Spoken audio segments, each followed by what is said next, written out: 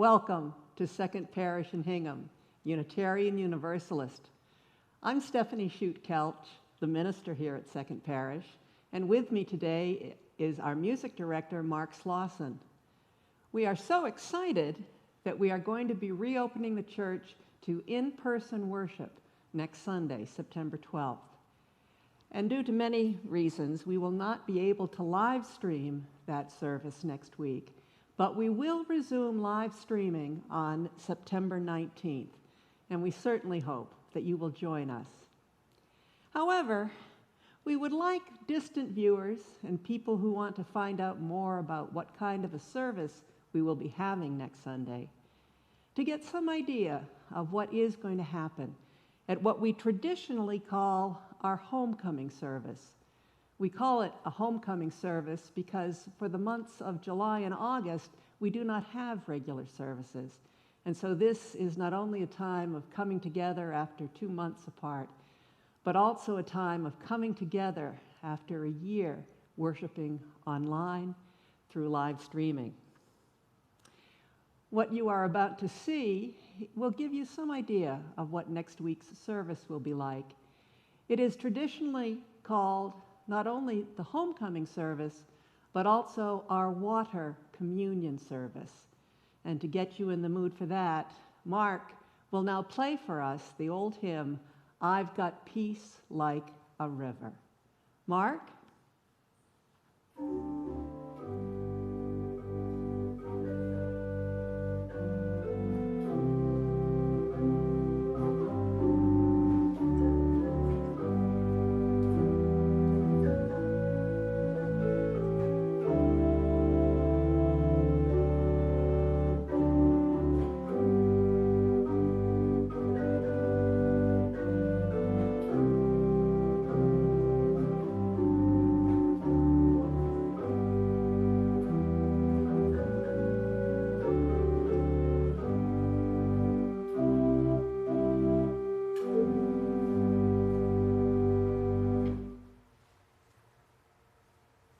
Thank you, Mark. With water an important theme of this service, our reading will be Waterfall at Lushan by Li Po, a Chinese poet from the Tang Dynasty. He writes, sunlight streams on the river stones. From high above, the river steadily plunges 3,000 feet of sparkling water, the Milky Way pouring down from heaven.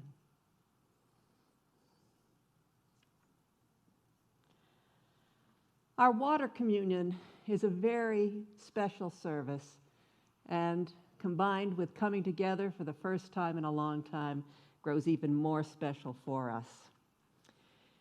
Our theme in everything for that service will be water, in our prayers, in our time for all ages, and so much.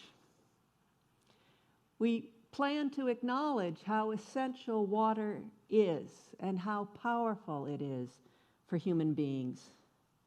And so we ask everyone who comes to church that day to bring a container of water that symbolizes some important water from their summer. Maybe it will be from a waterfall. Maybe it will be from a local beach or from our abundant rainfall this summer. Maybe it will be from a drinking fountain in a hospital, or perhaps from a mountain hike that involved slippery streams. Each household, whether it be a family or an individual, will come forward and pour their little piece of water into a common container. And as they do, they will tell us something about the water, and that will tell us more about the people we are gathered with. Perhaps that they like swimming, perhaps that they tended a garden, perhaps that they traveled to visit family. What we're really doing in this water communion is sharing something about ourselves in a very personal and specific way. But at the same time, we're also acknowledging an essential truth about how interdependent we all are, something that has always been true, and has grown even more evident in the past few months. Water reveals this truth, and its symbolism teaches us how we need it for physical and emotional, and yes, for spiritual survival. Now, let me assure you, we do not drink the water from the water communion. In these days of the pandemic, I think that would be most unwise, even if I boiled the water after the service.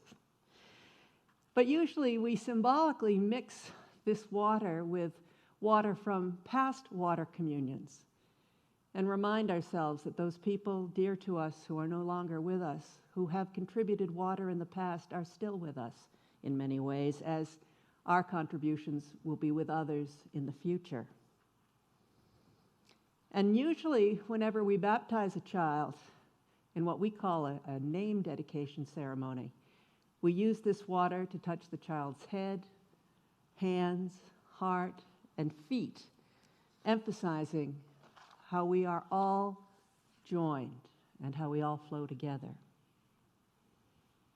Now, this coming Sunday, after we have done the water communion ceremony, our youngsters, weather permitting, will go outside for their Sunday adventures time, which is where they learn things together. And we will continue our worship service in the sanctuary. I always find this Sunday particularly exciting. First of all, it brings us all together, especially this year. That is so important. And in addition, I never know what people are going to say about the water that they bring to share. There's an excitement and an energy in that unpredictability. And from a practical standpoint, it means that I don't really know how much time I will have for my sermon. So to prepare for the sermon, which will necessarily be less formal than usual, I reflect and organize my key ideas and then adapt them to whatever amount of time I have for the sermon. Now, because we are not going to be broadcasting next Sunday's service, we thought we might do three things in this presentation for those of you who are unable to attend in person and might turn to YouTube or Facebook. Number one, we are having music, for which I'm most grateful to Mark. Number two, I will offer you some of the basic points that I wish to bring up next Sunday, though I will tell you things change as events occur during the week. And I will close today with presenting you with something you can do to observe water communion at home if you are unable to join us. Water, as I have said, means so much to so many. In the Bible, we find it with contradictory meanings. In the story of Noah and the ark, water is destructive. In the story of John the Baptist, water invites creation and a new life. The 20th century poet W.H. Auden has described water as being the essence of life, and in his poem, First Things First, says, "Thousands have lived without love, but none without water." And the 19th century novelist Herman Melville presents water as indifferent to us. In the closing paragraph of his great work, Moby Dick, he writes that after all collapsed, the great shroud of the sea rolled on as it rolled 5,000 years ago. Certainly in the past few months, in the past week, with flooding and wildfires, hurricanes and storms, rising oceans, drought, we have vividly witnessed the power of water. And I have been thinking of all the things that water can be, and especially of its great spiritual message. I will tell you, I came to think about this as the leadership board at church was planning for the reopening of the sanctuary worship. In June, it seemed it would be so simple. The pandemic was winding down. We would be able to meet as we always had met, with some enhancements such as the ability to live stream. And then, of course, with the resurge of the pandemic, that outlook changed. And I was thinking about that as I watched waves coming ashore at Nantasket Beach.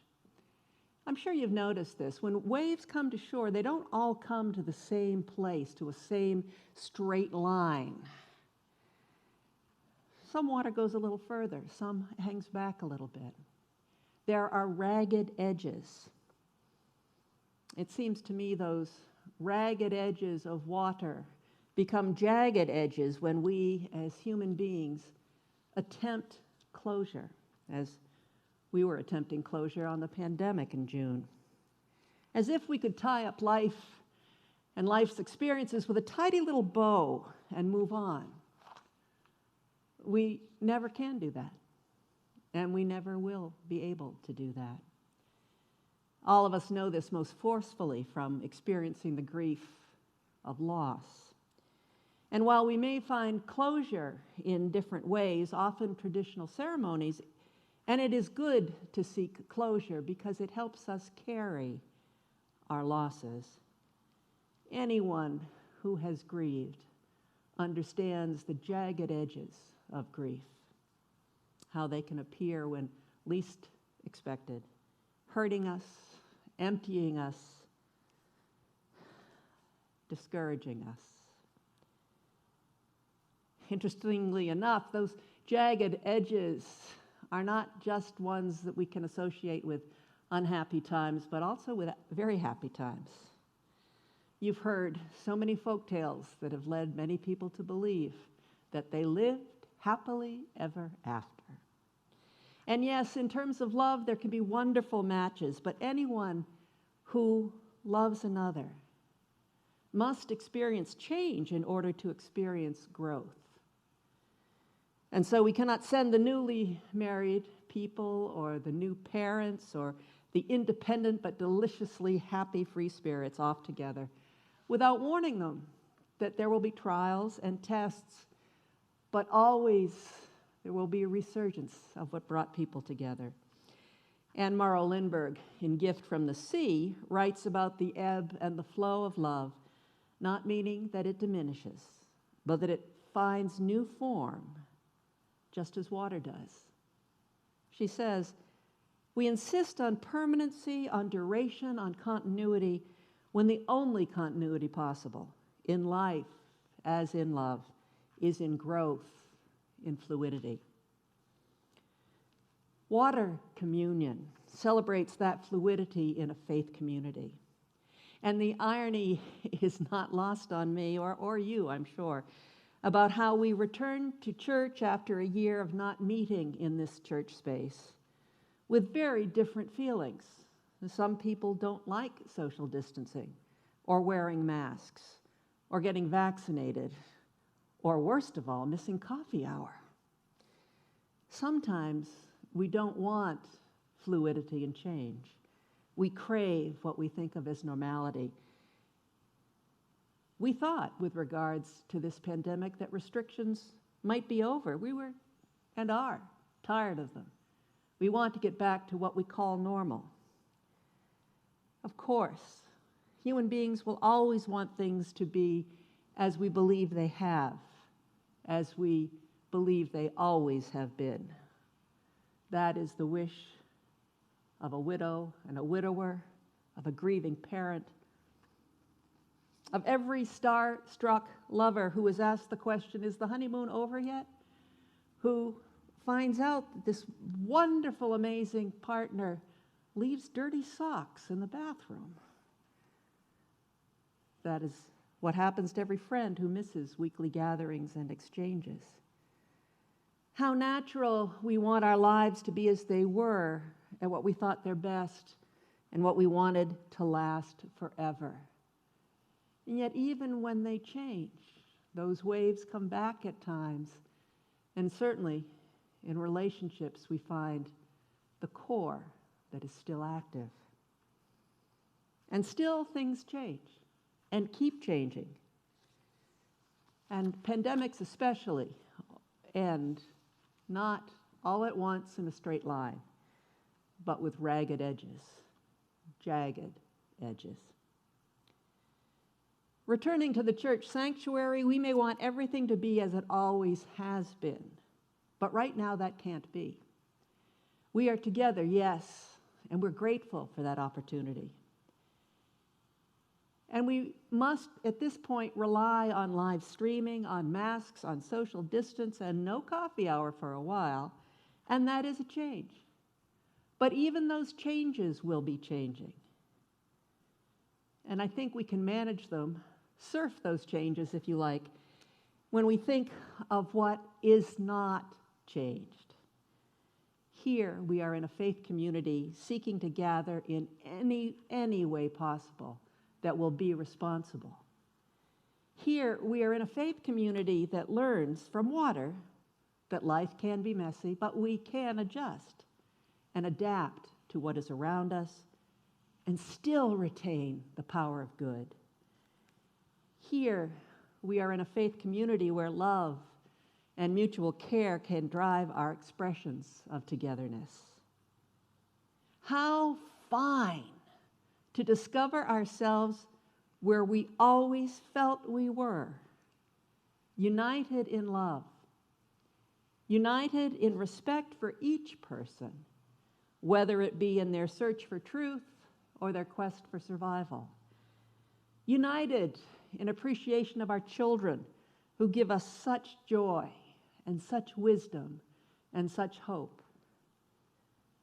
United in seeking how we can practically serve our neighbors and the world of our neighbors, and how we can serve what we have different names for, the divine, that exists beyond our comprehension, but encourages our exploration. Thank goodness for water that teaches us so much beyond ourselves. As I said at the start, our homecoming water communion service will not be live streamed on Facebook or YouTube. So if you are unable to join us, masked and socially distant, here is what I invite you to do.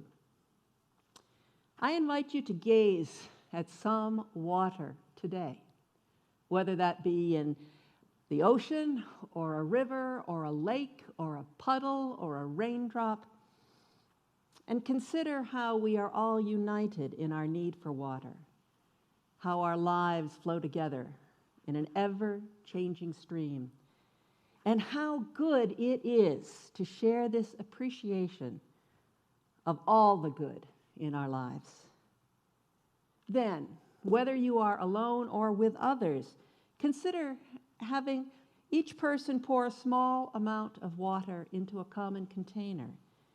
And as you or they do, describe what that water has meant to you. If you're doing this alone, you might consider having separate containers, little containers of water, representing those you love. And speaking for each of them, offering your water blessings for them. And once you've done that, I would suggest that you take that water and go use it where it is needed. To nourish a plant, to clean a surface, to make part of a meal. And while it's not absolutely necessary, it might help to have music playing as you do your own home water communion. So in that spirit, let us listen now to Mark as he plays for us music from Handel's Water Music. Mark?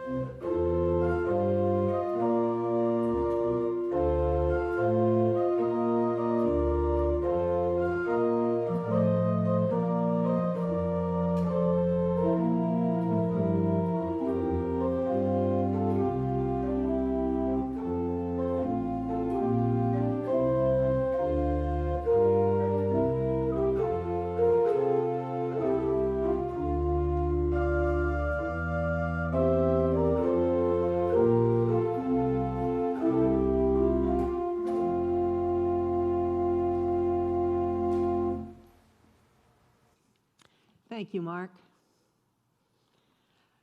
Let me remind you, if you are around and want to join us next Sunday at 10 o'clock, we'd love to see you.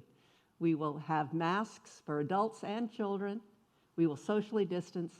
And as for the water communion, if you forget your water, we'll even have water in little paper cups. What you need to bring is the meaning of that water to you. Thank you for tuning in today. And although this is not a service, let me leave you with a blessing. May the water of life refresh and nourish your spirit. May shared communion with others enhance and enrich your hope. May the power of the Spirit enfold and encourage you as you share the strength of community today and tomorrow and always. May it be so.